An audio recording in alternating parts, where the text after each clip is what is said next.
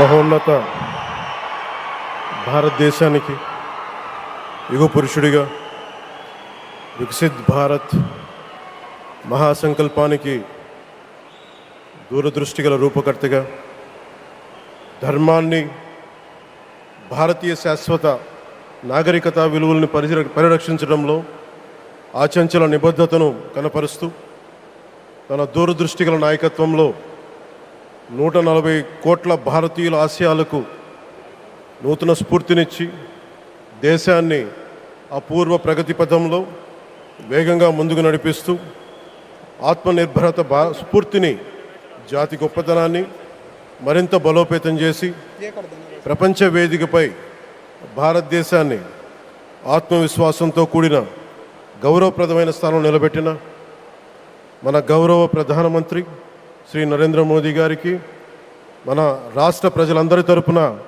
హృదయపూర్వక అభినందనలు తెలియజేస్తున్నాను. వేదిక పైన ఆసీనులైన honourable governor of Andhra Pradesh Shri Abdul Nazeer గారికి, విజనరీ లీడర్ శ్రీ గౌరవ ముఖ్యమంత్రి శ్రీ నారా చంద్రబాబు నాయుడు గారికి, honourable union minister civil aviation Kinjarapu Rammohan Naidu గారికి, honourable governor of Goa Shri Pusapati Ashok Gajapati Raju గారికి, గౌరవ కేంద్ర మంత్రి వర్యులందరికీ, సోదర సమానులు శ్రీ నారా లోకేష్ గారికి, ఈ కార్యక్రమానికి విచ్చేసిన గౌరవ మంత్రివర్యులు, పార్లమెంట్ సభ్యులు, శాసనమండలి సభ్యులు, శాసనసభ్యులు, విశిష్ట అతిథులు, ప్రజాప్రతినిధులు, ప్రభుత్వ అధికారులు, మీడియా మిత్రులకి అందరికీ, భారీ సంఖ్యలో విచ్చేసిన ప్రజలందరికీ, అలాగే ఈ వేడుకను వివిధ మాధ్యమాల ద్వారా వీక్షిస్తున్న ఆంధ్రప్రదేశ్ ప్రజలందరికీ, దేశ విదేశాల్లో ఉన్న భారతీయులందరికీ నా హృదయపూర్వక నమస్కారాలు తెలియజేస్తున్నాను. ఈ నేల బానిసగా ఉండదు, ఈ జాతి ఎవరికి తల వంచదని సవాల్ విసిరిన అసామాన్య విప్లవ వీరుడు అల్లూరి సీతారామరాజు గారు. ఆయన పేరు మన ఎయిర్పోర్ట్కి పెట్టడం చాలా చాలా స్ఫూర్తిదాయకం. As we dedicate this airport to the people, one thought comes to my mind. Alluri స్ఫూర్తి రెక్కలపై ప్రపంచాన్ని చేరే Andhra Pradesh. Rooted in Alluri's ideals and driven by the aspirations of our people, Andhra Pradesh is ready to soar to greater heights. ఈరోజు మన గౌరవ ప్రధానమంత్రి శ్రీ నరేంద్ర మోదీ గారి చేతుల మీదుగా అల్లూరి సీతారామరాజు అంతర్జాతీయ విమానాశ్రయానికి, జాతికి దీనిని అంకితం చేయటం ఆంధ్రప్రదేశ్ అభివృద్ధి ప్రస్థానంలో ఒక నూతన అధ్యాయానికి నాంది పలుకుతుంది. మోదీ గారి నాయకత్వంలో ఈరోజు 17,435 కోట్ల విలువైన అభివృద్ధి కార్యక్రమాలు ప్రజలకి అంకితం కావడం, అలాగే national highway projects, energy infrastructure ప్రాజెక్టులో ప్రారంభోత్సవాలు, శంకుస్థాపనలు జరగడం మన రాష్ట్ర అభివృద్ధిలో చాలా కీలకమైన ఘట్టం. ఈ ప్రాజెక్ట్స్ కనెక్టివిటీని బలోపేతం చేయడం కాదు,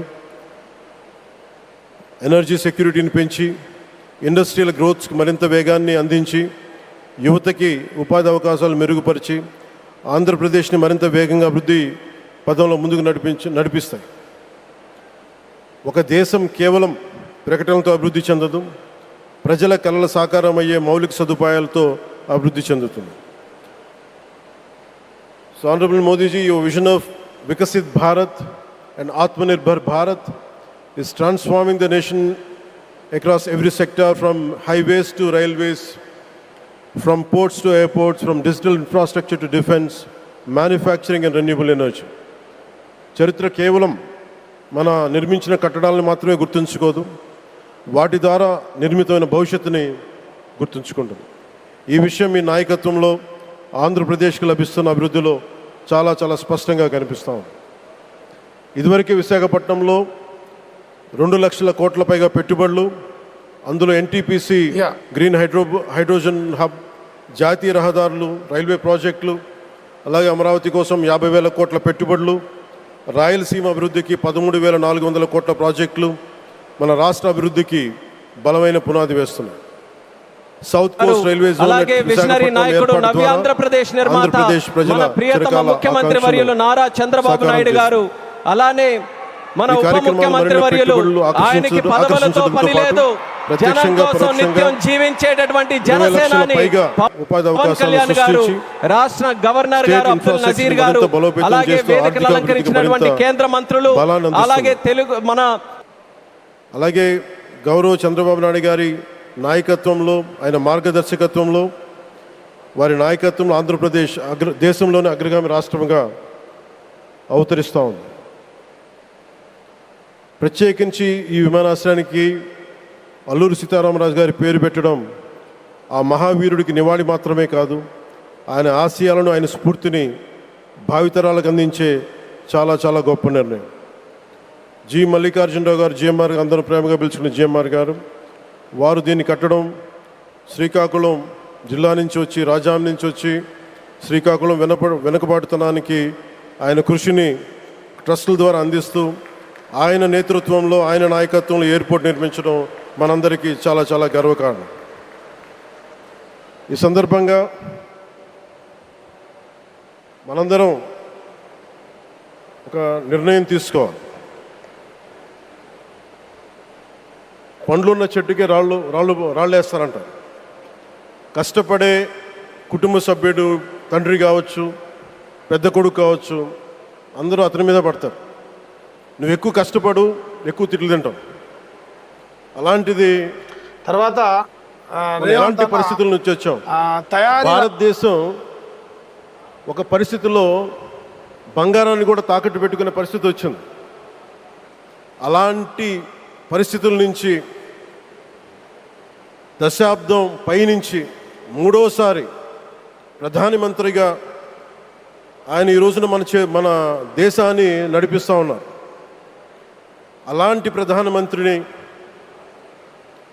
చాలామంది ఆయన మీద మాట్లాడుతూ ఉంటే, ఆయన్ని అనకూడని మాట్లాడుతూ ఉంటే నా గుండె కదిలించేసింది, నా కన్నీళ్ళు వచ్చినాయి, బాధ వచ్చింది. దేశం కోసం కష్టపడే వారికి ఇవా చివరికి మనం ఇచ్చేదేం. కొత్త తరానికి ఏం తెలుసు? ఆయన పడ్డ కష్టం. ఒక్క రోజు కూడా సెలవు తీసుకోలేదు మన ప్రధానమంత్రి గారు. ఈరోజు పెట్టుబడులు వస్తున్నాయి మనకి, ఒక్కరోజు కూడా సెలవు తీసుకోలేదు. శత్రు దేశాలు, మన అభివృద్ధికి ఈర్ష్యపడే పశ్చిమ దేశాలు, వీటన్నిటినీ తట్టుకొని ఒకవైపు విదేశాల్లో ఉండే శత్రువులతో పోరాడాలి, దేశాన్ని అభివృద్ధి పదంలో తీసుకెళ్దామంటే అంతర్గత శత్రువులతో పోరాడాలి. అలాంటి వ్యక్తికి మనం ఇవ్వగలిగేది కేవలం మేమున్నాం మీ వెంట, మీ మీద మాట పడితే అది మా మీద పడ్డట్టే, అదే మనం వారికి ఇవ్వాల్సింది. నిజంగా ఆయన జంతర్ మంత్రులు అన్ని మాట్లాడుతూ ఉంటే నేను ఈ రోజున ప్రధానమంత్రి గారికి ఒకటే ఇస్తున్నాను, మిమ్మల్ని కొట్టే నాయకుడు లేడు ఈ భారతదేశంలో, రాబోడు. ఎందుకంటే మీరు పడ్డ శ్రమ, మీరు పడ్డ కష్టం ఎవరు తీసుకోలేరు. ఎన్ని బాధలు పడ్డా, ఎన్ని దెబ్బలు తిన్నా ఈరోజు మనం గర్వంగా చెప్పుకుంటున్నాం. మన ఉత్తరాంధ్రకి ఎయిర్పోర్ట్లు వచ్చినాయి, ఇన్ని లక్షల పెట్టుబడులు వచ్చింది ఆంధ్రప్రదేశ్కి. కానీ ఇవన్నీ తట్టుకొని చెయ్యాలి అంటే 144 కోట్ల తాలూకు ప్రజల ఆకాంక్షల్ని ఎంతోమంది వెనక్కి లాగుతున్నా, ఒకళ్ళు ముందుకు తీసుకెళ్లాలంటే ఎంతమంది తిడుతున్నా, విమర్శిస్తున్నా తీసుకెళ్తున్నారంటే ఒకే ఒక్క నాయకుడు ప్రధానమంత్రి శ్రీ నరేంద్ర మోదీ గారు. నేను ఎందుకు తపన పడ్డాను, నేను అలయన్స్ కోసం ఎందుకు తపన పడ్డాను, మీ నాయకత్వం మాకు కావాలి ఎందుకు తపన పడ్డానంటే, ఈరోజు ఎయిర్పోర్ట్ ఆపేశారు. ఒక చిన్నపాటి ఎర్ర బస్సు కూడా రాని చోట ఎయిర్పోర్ట్ అవసరం లేదన్న వ్యక్తులకి సమాధానం ఇదే. ఇన్ని వేల మందికి ఇన్ని వేల కోట్ల పెట్టుబడి వచ్చింది అంటే ఆశీస్సులు కావాలంటే, దేశం కోసం నిలబడే నాయకుడికి మన అండగా ఉంటే ఏం జరుగుద్ది అంటానికే ఈ భోగాపురం ఎయిర్పోర్ట్ ఈరోజు ప్రారంభోత్సవం నిలువెత్తున్న నిదర్శనం. ముఖ్యంగా 25 సంవత్సరాలు లోబడి ఉన్న పిల్లలున్న ప్రతి ఒక్కరికి కూడా నేను ఈ సందర్భంగా తెలియజేస్తున్నాను, పిల్లల్ని సరైన దారిలో పెట్టడం, సరైన సంస్కారాలు నేర్పించడం చాలా చాలా అవసరం. ఈరోజు పొద్దున్నే ప్రధానమంత్రి గారి స్టేట్మెంట్ చూశాను. ఆయన తిట్టిన ఎన్ని దూషించారో వారిని కూడా పెద్ద మనసుతోటి క్షమించారు ఆయన. అలాంటి ప్రధానమంత్రి గారికి మీ పాదాలకు నేను నమస్కారం తెలియజేస్తున్నాను. నిజంగా మీ ఉన్నతి, మీ ఔన్నత్యం ఈరోజు చాలా చాలా స్ఫూర్తిదాయకం. భారతదేశం మీ అందరికీ కూడా, ప్రజలందరికీ కూడా, ఆంధ్రప్రదేశ్ ప్రజలందరికీ కూడా, దేశ ప్రజలందరికీ కూడా ఒక నాయకుడి కష్టాన్ని మనం వెంటనే గుర్తించలేం. ఆయన ఎంత తపన పడుతున్నారు. ఒక కుటుంబాన్ని నడపడం ఎంత కష్టపడుతున్నాం. 140 కోట్ల మంది ప్రజలు నడపడం ఎంత ఆషామాషి వ్యవహారం కాదు.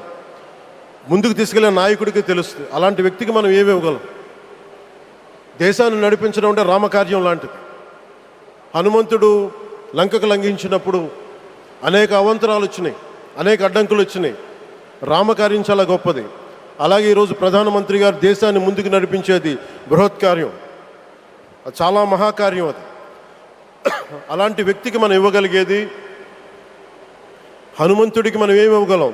నువ్వెంత గొప్పగా లంఘించావు, ఎంత కష్టపడ్డావు. ఏ దేవతకైనా ఇవ్వాల్సిన స్తుతే. వాళ్ళు మన నుంచి ఏమి కోరుకోరు. ఒక తల్లిదండ్రులకి మనం ఏం కోరుకోరు, అమ్మ నువ్వు మా కోసం కష్టపడ్డావు, నాన్న నువ్వు మా కోసం కష్టపడ్డావు అని. అలాగే ఈ దేశ ప్రధానికి, సెలవు తీసుకోకుండా పనిచేస్తున్న ఈ దేశ ప్రధానికి మనం ఇవ్వగలిగేది, మీరు మా కోసం ఎంత కష్టపడ్డారు, మీరు మా కోసం నిరంతరం ఎంత శ్రమ తీసుకున్నారని చెప్పడమే మనందరి కర్తవ్యం. అలాంటి గౌరవ ప్రధానమంత్రి గారికి మనస్ఫూర్తిగా మీరు అనుకున్నంత కాలం అధికారం మీరు వద్దంటే వదలాలి, కానీ అధికారం మీ చేతుల్లోనే ఉంటుంది. దానికి మేమందరం నిరంతరం కృషి చేస్తామని తెలియజేసుకుంటూ, భారతమాత ముద్దుబిడ్డ మన ప్రధానమంత్రి నరేంద్ర మోదీ గారికి ధన్యవాదాలు తెలుపుకుంటూ, ఒక్కసారి ఆయనకి ఇవ్వగలిగేది భారత్ మాతకి జేజేలు చెప్పుకుంటూ సెలవు తీసుకున్నాను. భారత్ మాతాకి.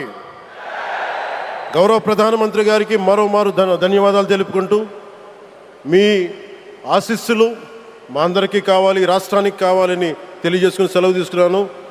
జై భారత్ అండ్ జై హింద్.